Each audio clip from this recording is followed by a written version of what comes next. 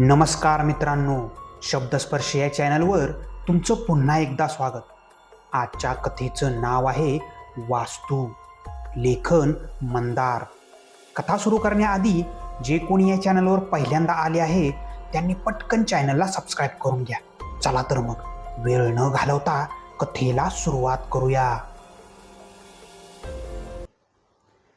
त्या मोठ्या बंगल्यासमोर एक आलिशान कार येऊन थांबली.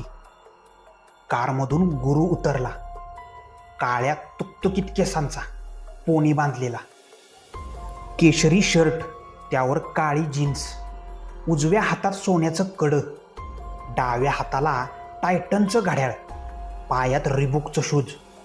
अशा अवतारात साधारण 50 गाठलेला गुरु त्या आवाढव्य बंगल्यासमोर उभा होता. त्याला तिथे सोडून त्याची कार एक झोकदार वळण घेत निघून गेली आणि त्या भयान शांततेला निरीक्षण करायला गुरु आयतास सापडला. डोक्याला किक बसण्यासाठी पुरुष जे साहित्य वापरतो त्यातलं पहिले साहित्य म्हणजे सिगारेट. गुरुने सिगारेट शिलगावली. पत्रकार असलेला गुरु तसा डोक्यानं थोडासा सनकीच होता. ह्या हेरिटेजबद्दल त्याने अनेक वावड्या ऐकल्या होत्या. त्यामुळे डेअरिंगबाज असलेला गुरु संधी शोधतच होता. संधी दारात स्वतःहून आली होती. संपादक सरांनी स्वतःहून परवानगी देऊन 1 ते अर्ध पान आर्टिकल लिहायला सांगितलं होतं. म्हणून मग गुरु आज त्या बंगल्याच्या दारात उभा होता. कसलं घर आहे, भारीच, एकच नंबर. कोण म्हणतंय की हे घर झपाटलेलं आहे? कानाखाली जाळ काढला पाहिजे त्याच्या. तसं ही वास्तू शहरातली खूप जुनी वास्तू होती. ती एक हेरिटेज म्हणून घोषित होती. पालिकेने तिची नित्य काळजी घेण्यासाठी आणि लोकांना बाहेरून ही वस्तू बघता यावी यासाठी 3 केअरटेकर ठेवले होते. या वास्तूच्या काळ्या बाजूबद्दल या शहरातच काय, आजूबाजूच्या शहरांमध्येही कुजबूज होती. कारण ही वास्तू झपाटलेली होती. म्हणजे काय होतं हे कोणालाही माहीत नव्हतं. कारण संध्याकाळनंतर तिकडं कोणीही फिरकत नसे. त्यामुळे केअरटेकरही संध्याकाळ झाली की बंगल्याच्या मेन गेटला कुलूप लावून निघून जात होते. आधी त्यातले 2 जण रात्रीही वॉचमन केबिनमध्ये राहत असत. पण त्यांच्या म्हणण्यानुसार अंधार पडू लागला की इथले वातावरण बदलते. सगळीकडे शांतता पसरते आणि सतत कोणीतरी आपल्यावर नजर ठेवून आहे असे वाटते. हे सगळं रात्रीच्या 12 पर्यंत चालू असते. 12 नंतर मात्र अचानक थंड वारा व्हायला सुरू होतो. हालचाल जाणवते. कोणीतरी वेगळ्याच आवाजात बोललेल्याचे जाणवते. ह्या सर्वात महत्त्वाचे म्हणजे की हे सर्व काही बंगल्यातल्या हॉलमध्ये घडते. गुरुला हे सगळं आता सिगरेट ओढताना ऐकलेलं कुठंतरी वाचलेलं आठवत होतं. लोक पण ना जरा बधीरच असतात. कुठे काय आहे इथं उगाच बदनाम करायचं म्हणजे बदनाम करायचं, यांचे हेच धंदे. मनात हे सगळं म्हणत असतानाच तिथले 2 केअरटेकर तिथे आले. साहेब, हा तुमचा रात्रीचा डब्बा, ही बंगल्याची किल्ली, प्यायचं पाणी आम्ही आत ठेवून दिलंय. तुम्हाला सगळं माहीतच असेल या बंगल्याबद्दल. तेव्हा काही लागलंच तर फोन करा आम्हाला, आम्ही समोरच राहतो, गोपाळ नावाच्या एका केअरटेकरने सांगितलं. काय रे, खरंच इथे भुताटकी आहे का? पाहिलंय का तुम्ही काय? का उगाचच हवा करून ठेवले भूतं वगैरे? काम काय असतात तुम्हाला रे? हसत हसत गुरु म्हणाला.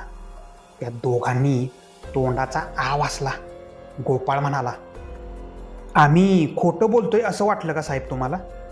काय गरज आहे आम्हाला खोटं बोलायची? पैसा मिळतो साहेब इथे काम केल्याबद्दल. पण संध्याकाळी जादू व्हावी तसं काहीसं होतं आणि सगळंच अजब घडतं इथं. सकाळी 8:30 पासून आम्ही इथे येतो, साफसफाई करतो, बाग स्वच्छ करतो. आता हे हेरिटेज म्हणून जाहीर झालेलं असल्यानं लोक पाहायला येतात. खाऊन इथे घाण करत नाही ना, कुठल्या वस्तू चोरीला जात नाहीत ना, या सगळ्यावर लक्ष ठेवतो. आणि सर्वात महत्त्वाचं म्हणजे संध्याकाळ होताच पूर्ण बंगला फिरून कोणी राहिलं तर नाही ना, हे पाहून मग बंगला बंद करणे, गोपाळचं वाक्य राजूने पूर्ण केलं. इतका वेळ सिरियस नसलेला गुरु एकदम सतर्क झाला. भूत वगैरे काही नसतंच, पण इन केस आलंच तर आपण सरळ ह्या समोरच्या खिडकीतनं पळत सुटायचं. बरं झालं खालच्याच मजल्याची खोली दिली आपल्याला, गुरु मनात प्लॅनिंग करत होता. गुरुने घड्याळ पाहिलं. संध्याकाळचे 6:30 वाजलेले. बंगल्याच्या दारात एक मोठं आंब्याचं झाड होतं. आपला अवाढव्य पसारा सांभाळत ते मंद वाऱ्याच्या झुळकीसरशी डोलत होतं. गोपाळने पाणी स्वयंपाकघरात नेऊन ठेवलं आणि ते दोघं निघाले. साहेब, घरी चाललेला गोपाळ परत मागे फिरला. साहेब, एक सांगायचं राहिलं. खरं सांगायची गरज नाही तुम्हाला, शिकलेली माणसं आहात तुम्ही. तरीही आवडलेल्या कुठल्याही वस्तूला शक्यतो हात लावू नका बरं का. आणि जर वस्तू उचललीच तर परत जिथल्या तिथं ठेवून द्या. आणि काही लागलंच वाटलंच तर आम्हाला फोन करा. ही खालची खोली मुद्दामच दिली आहे तुम्हाला, पळायला सोपं म्हणून. येतो आता. आणि ती दोघं निघून गेली. आयला, इथं खरोखर भूत आहे. गुरु महाराज, काय पण आवाज आला की मानसिक आणि शारीरिक तयारी ठेवा पळायची. गुरुने स्वतःला समजावलं. गुरु आणखी एक सिगारेट ओढत त्या दोघांच्या पाठमोऱ्या आकृतीकडे पाहत राहिला. बराच वेळ वेडेवाकडे विचार करून मग गुरुने हातात बॅग उचलली आणि घरात जायला निघाला. आता त्या बंगल्यातल्या दिव्यांच्या रोषणाईने जान आली होती. नेहमी या वेळेत अंधारात बुडालेला तो बंगला आज मात्र दिव्यांनी उजाळला होता. पुन्हा एकदा गुरु तिच्या प्रेमात पडला. हॉलमध्ये येताच गुरुने निरीक्षण करायला सुरुवात केली. एकाच वेळी जवळपास 100 माणसं एकत्र इकडे तिकडे फिरू शकतील इतका अवाढव्य असा तो हॉल. पितळेच्या मोठ्या फुलदाण्या अत्यंत आकर्षक पद्धतीने योग्य जागी ठेवलेल्या, झुळझुळीत पडदे, त्यांच्यावरच्या डिझाईन्स आणि बारीक कोरीव नक्षीकाम केलेला सोफा पूर्ण हॉलची शोभा वाढवत होता. मंद पिवळे दिवे आणि गोपालने रेकॉर्डरवर लावलेलं छान सतार वादन यामुळे सगळा माहोल मस्तच होता. हे भूत प्रकरण निकालात लावल्यावर सगळ्यांना मित्रांना घेऊन इथं यायचं ठरवलं. असा विचार करतच गुरुने चौफेर नजर टाकत बंगल्याचे निरीक्षण करायला सुरुवात केली. वर जायला एक जिना होता, अर्धवर्तुळाकार. गुरु जिना चढून वर गेला. लाल चुटूक रंगाचा मखमलीच्या समोरच्या दालनात एक मोठा सोफा सेट ठेवलेला होता. त्याच्या मागे भिंतीवर एक खूप मोठी तस्वीर लावलेली होती, ज्यात एक पुरुष खुर्चीत बसला होता. गळ्यात पांढऱ्या शुभ्र मोत्यांच्या माळा, हातात सोन्याचं कडं, त्याने मोठा फेटा घातलेला. त्यातले मोती चित्रातही खरेखुरे असल्यासारखे दिसत होते. गुरुने पुढे जाऊन ते चित्र नीट निरखून पाहिलं. त्याखाली एका छोट्या अक्षरात श्री दिनकर राजे शंभूराजे पाटील व सौ सविताबाई दिनकर राजे पाटील असं लिहिलं होतं. बाई तर मूर्तिमंत, सौंदर्याची खाण होती. मोठा आंबाडा घालून त्यावर पांढऱ्या फुलांची वेणी घातली होती. हिरवं कच्चं लुगडं, हातात सोन्याच्या पाटल्या, बांगड्या, गोठ, गळ्यात सोन्याचे दागिने, नाकात नथ, सोन्याचे बाजूबंद आणि जीव घेणारी डाव्या गालावरची खळी. सर्वात छान होते ते म्हणजे टपोरे, गहिऱ्या विहिरीसारखे, पण सुखाच्या कारंजाऐवजी दुःखाची विहीर काठोकाठ डोळ्यात भरून ठेवणारे डोळे. गुरु पुतळ्यागत त्या बाईकडे पाहतच राहिला. शिट, टोटल गाढवपणा केलाय आपण. कॅमेरावर न आणता पहिल्याच भेटीत सापडलेली सुंदर गोष्ट हातून गेली. तो आता परत हॉलमध्ये आला. सोफ्याच्या मागेच किचनकडे जायला रस्ता होता. हॉलच्या डाव्या बाजूलाच एक खोली होती. ती गुरुने उघडून पाहिली. त्यात मोठं काचेचं डायनिंग टेबल होतं. इथे अनेक बायकांची चित्र रेखाटून भिंतीवर लटकवलेली होती. त्या बायका काही ना काही काम करत होत्या. कुणी चुलीजवळ बसून फुंकणीने चुलीत जाळ करत होती, तर कुणी लुगड्याचे पीळ करत होती. कुणी सज्जात उभी राहून पिंजऱ्यातल्या पक्ष्याला खायला घालत होती. कुणी भाजी निवडत होती, तर कुणी अक्षरशः पलंगावर लोळत खिडकीतून बाहेर बघत होती. कुणी स्वतःचं रूप आरशात पाहत होती. कुणी आपलं काळं भोर केशसंभार हातात घेऊन त्याकडे नवल होऊन पाहत होती. कुणी तांदूळ निवडत बसलेली. हे चित्र पाहून गुरु हे मनातच म्हणाला, आईला ह्या बायका इतक्या सुंदर आहेत की प्रश्न पडलाय की या खरोखरच अस्तित्वात असत्या तर. डायनिंग टेबलला जवळपास 20 जण एका वेळी बसू शकतील इतक्या खुर्च्या ओळीने नीट मांडून ठेवल्या होत्या. पूर्ण खोलीत पण सेम तशाच जवळपास 10 तरी खुर्च्या असतील. बहुतेक इथे मीटिंग होत असावी. रात्रीचे 10 वाजून गेलेले. एका शांततेचा अंमल संपूर्ण वातावरणावर चढला होता. कशाने तरी भारल्यासारखं कुणीतरी स्वतःचा अंकुश किंवा स्वतःची पकड वातावरणावर ठेवून एक नाट्य उभं करत असल्यासारखं वातावरण झालेलं. गुरुलाही ही शांतता कुरतडत होती. शेवटी त्याने फोनवर गाणी लावली आणि तो किचनमध्ये जेवायला गेला. ओट्यावर भाजीपोळीचा डब्बा गोपालने ठेवला होता आणि त्याला जाणवलं की हॉलमध्ये कसला तरी आवाज झालाय. आपण आत्ताच हॉलमधून आलोय की भीतीची एक लहर अंगातून सर्रकन धावली. तरीही तो हिम्मत करून तसाच हॉलमध्ये गेला. भीतीने त्याचं काळीज लक्कन हललं, कारण सोफ्याच्या बाजूला एक पितळी नक्षीकाम केलेली खुर्ची त्याला दिसली. कसं शक्य आहे? पूर्ण घर फिरलोय आपण, खुर्च्या तर हॉलच्या डाव्या बाजूला असलेल्या खोलीत होत्या. असो, आपल्याला भीतीच्या जाणीवीने काहीतरी दिसतंय. कदाचित ती मीच आणली असेल. पण मी एवढा मोठा सोफा असताना खुर्ची कशाला आणेन? पण आत्ता जो आवाज झाला त्याचं काय? तो तर आपण नीट ऐकलाय. जाऊ दे, उंदीर वगैरे असेल एखादा. अशी स्वतःच्या मनाची समजूत घालून किचनमधून डबा घेऊन हॉलमध्ये सोफ्यावर येऊन बसलो. पण तरीही प्रश्न मन कुरतडतच होता. ही खुर्ची इथं कशी काय आली? जेवण झाल्यावर गुरुने घड्याळ पाहिलं. घड्याळात 11 वाजले होते. चला, इतक्या तासात तर काहीच झालं नाही, आता काय घंटा होतंय असं म्हणत त्याने सिगारेट पेटवली. पण मेंदूने त्या मागच्या आवाजाची नोंद घेतलीच होती. मन शांत असलं तरी मेंदूने तो आवाज कसा आला, खुर्ची कशी काय बाहेर आली, अशा प्रश्नांची पुरचुंडी उघडली होती.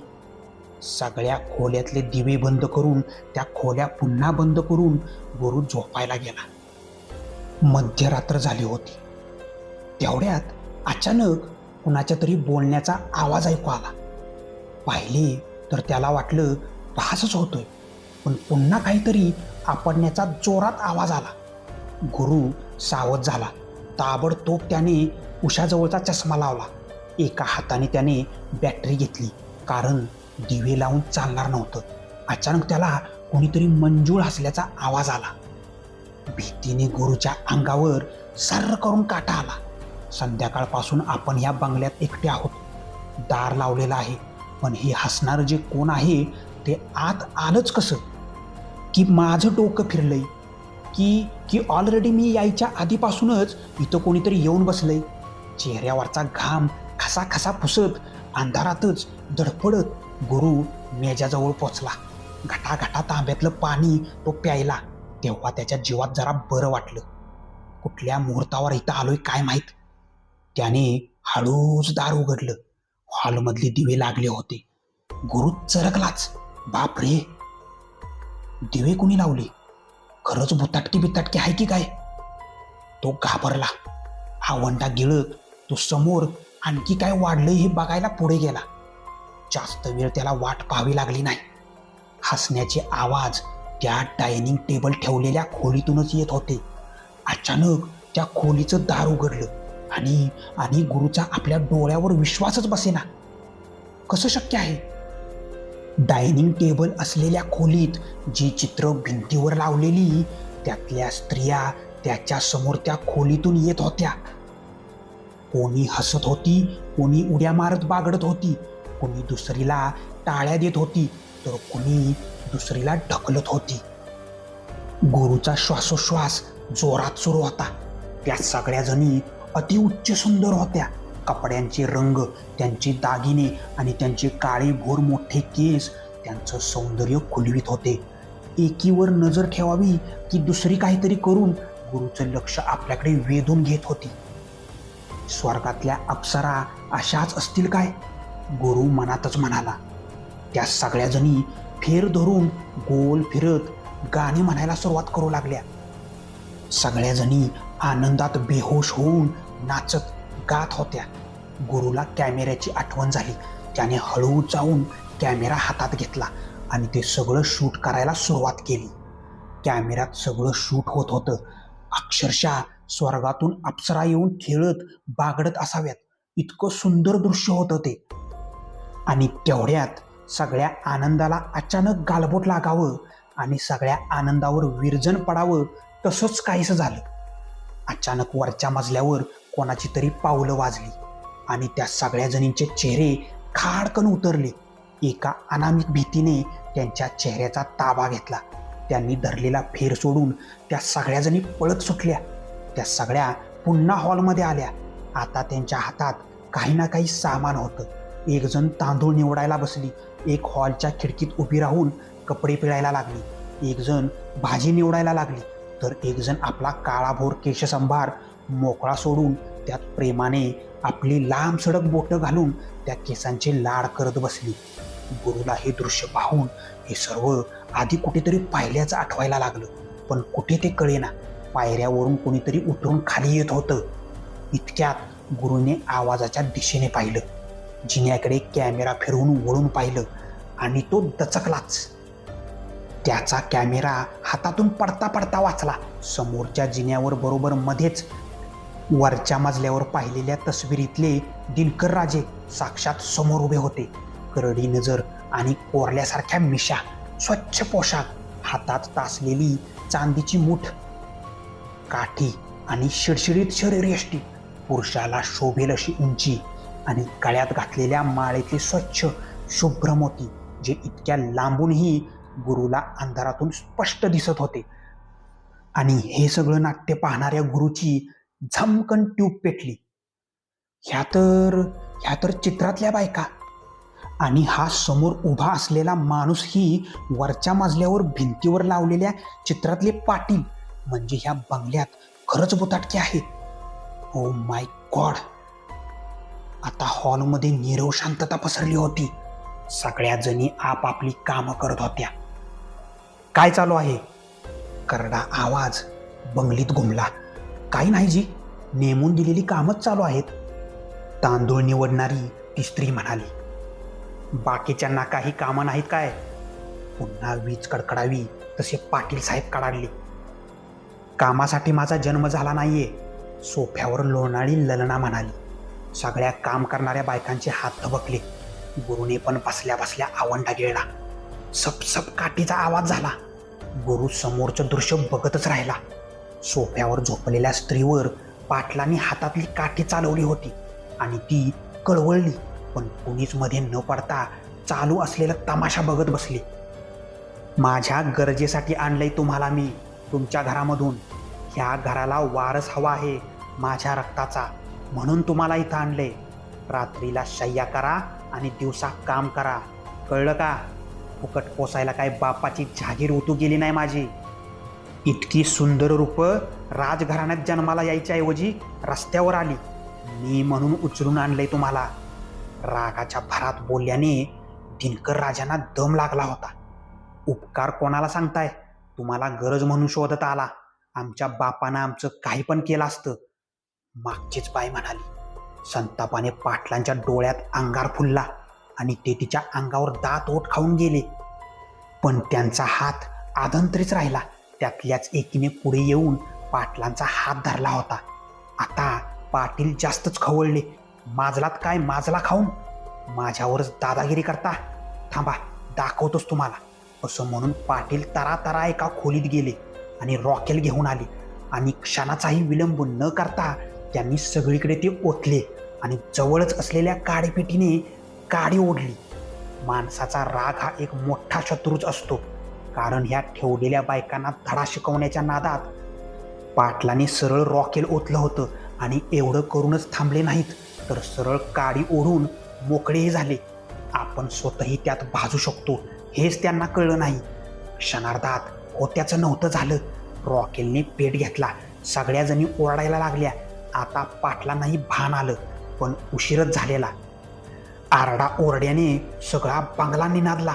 एक क्षण, फक्त एक क्षण, गुरुचं हृदय जोराचं धडकलं. समोर जे दिसतंय ते खरं आहे की खोटं हेच गुरुला समजेना. गुरुचा आपल्या डोळ्यावर विश्वासच बसेना. हा सगळा भूतकाळ की वर्तमान की फक्त भास? काय समजायचं? विचाराच्या आंदोलनात गुरु पुरता फसला होता. एक मन म्हणत होतं त्यांना वाचवायला पाहिजे, लगेच दुसरं मन म्हणायचं नको, ह्यातून अजून काही लफडं झालं तर. या विचारातच असा बराच वेळ गेला. डोळ्यांसमोर सगळीकडे आग लागलेली. हॉलचा भाग जळून खाक झालेला. त्या सगळ्या व्यक्ती जळून कोसळत होत्या. गुरुने धावत जाऊन पाणी आणलं आणि तो ओतत सुटला, एका आवेगात, एका जोशात. आणि त्याला जाणवलं की आपण फक्त हॉलमध्ये पाणी ओततोय. हो, आपण एका स्वच्छ पुसलेल्या फरशीवर उगाचच पाणी ओततोय. त्याने जमिनीवर पाहिलं, पण जमीन स्वच्छ होती. पाहिलेल्या घटनेचा मागोवाही कुठं लागत नव्हता. कसं शक्य आहे? गुरु घाई गडबडीने खोलीत आला. त्याने दार आतून लावून घेतलं आणि एक सिगारेट शिलगावली. आता कुठे त्याच्या हातापायाची थरथर थांबली होती. जे झालं ते खरं की खोटं, की आपल्यालाच भास होत होते, की ते एक स्वप्न होतं? गुरु विचार करत होता. इतक्यात मेन दार वाजलं. धावत जाऊन गुरुने दार उघडलं, तर दारात गोपाळ चहा घेऊन उभा होता. साहेब, झोप लागली का नीट? हा, गोपाळने विचारलं. चहा देतो आधी पटकन, मला लय गरज आहे. ह्या सगळ्या गडबडीत सकाळ कधी झाली हेही आपल्याला कळलंच नाही. गुरुला नवल वाटलं. गोपाळ आणि राजू साफसफाईच्या कामाला लागले. गुरुने चहा घेताच विचार करायला सुरुवात केली. आपण जे काल डोळ्यांनी पाहिलं ते खरंच होतं. म्हणजे या बंगल्यात भुताटकी आहे, नक्की आहे. आणि गुरुने कॅमेरा चालू केला. अजूनही या बंगल्यातले धक्कातंत्र संपलंच नव्हतं, कारण कॅमेऱ्यात काहीही शूट झालं नव्हतं. हे कसं काय शक्य आहे? गुरु पुन्हा दचकला. पुन्हा त्याच्या अंगावरून काटा सरसरला. शूटिंग तर काहीच झालं नाही. संपादक साहेबांनी विचारलं तर काय सांगायचं? मी ही घटना प्रत्यक्ष पाहिली असं म्हणून कोणी विश्वास ठेवणार नाही, कारण आजकाल सगळ्याला पुरावा लागतो आणि माझ्याजवळ पुरावा सध्या तर नाहीच. काय करू? गुरुची निघायची वेळ झाली. गुरुने बंगल्याचा आणि गोपाळ, राजू यांचा निरोप घेतला. सगळं काही करून पण हाती काहीच न लागल्याने गुरु फारच निराश झाला होता. जड अंतःकरणाने तो गाडीच्या दिशेने निघाला. इतक्यात तो गेटजवळ येताच एक कागद त्याच्या पायाशी आला. त्याने तो उघडून पाहिला, तर त्यात लिहिलेलं, जे काल पाहिलंत ते विसरून जा. हे एक हेरिटेज आहे, तसंच राहील. भूताच्या वावड्या तुम्ही जाऊन उठवू नका. तशी इथे कोणी राहायला येतच नाही, त्यामुळे असलं काही करू नका. समजदार आहात? समजलं. ही माफक अपेक्षा. घरमालक दिनकर राजे पाटील. गुरुने ती चिठ्ठी आपल्यासोबत ठेवली, जेणेकरून हा मजकूरच संपादकांना दाखवता येईल. असं म्हणून गुरु गाडीत बसला. संपादकांना त्याने फोन केला. हातातल्या चिठ्ठीशी खेळत त्याने इथली बातमी त्यांना सांगायला सुरुवात केली. सहजच त्याचं लक्ष त्या चिठ्ठीकडे गेलं, तर ती चिठ्ठी कोरी होती.